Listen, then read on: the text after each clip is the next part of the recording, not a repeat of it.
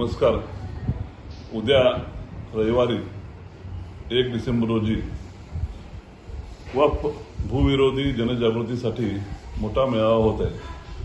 हा मेळावा यशस्वी करण्यासाठी म्हणून आपले कर्नाटकाचे विजापूर आमदार यत्नाळ साहेब, बेळगाव जिल्ह्याचे माजी मंत्री गोकाकचे आमदार रमेश जारकिहोळी, प्रताप सिंह,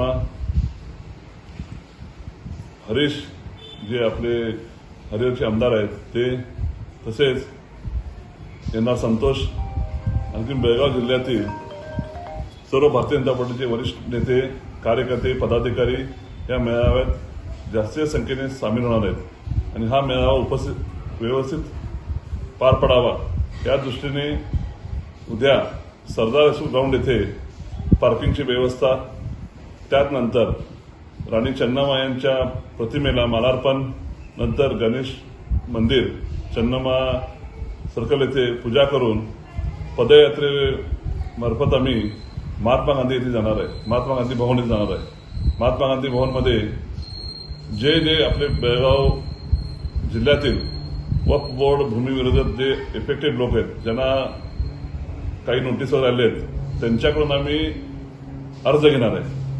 ते अर्ज घेऊन ते अर्जाची छाननी वगैरे करून जिल्हाधिकाऱ्यांना देणार आहे.